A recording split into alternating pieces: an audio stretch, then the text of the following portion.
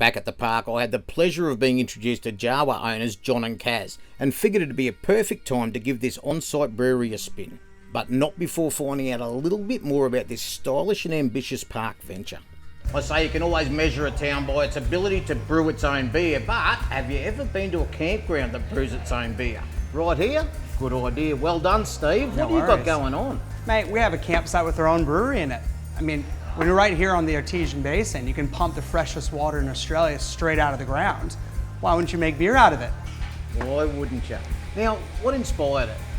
Honestly, it's just our proximity to the Noosa Everglades. Everglades being such a unique ecosystem where the water is 100% pure and already naturally purified.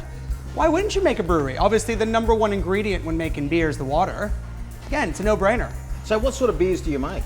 Oh, we have all types here. I'd say our more popular ones is our lagers or our pale ale, but we go all the way up to, I would say, a Pilsner. We have an Irish red, really where we can get our hands on. We have 11 different types of beer that we brew. We'll put 8 on tap at a time. And as you see, we have the tasting paddles as well, so you can work your way straight through the rainbow. Do you sell it off side as well? Not just yet. Look, if we can build to that point, we're not going to overlook kind of a business model going in that direction, but for now you have to come right here to Habitat to try any of these beers. Well, I reckon it's a ripper idea. Come set yourself up down there, spend the day at the lake, come up, have a beer, have a meal.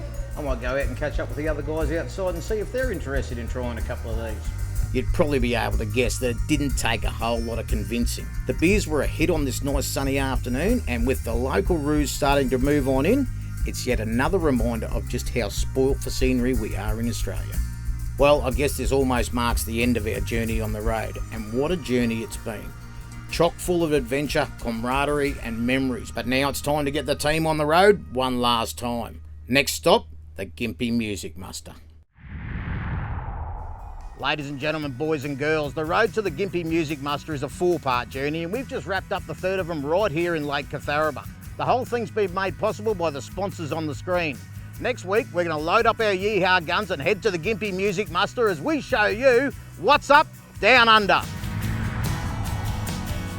What's up down under?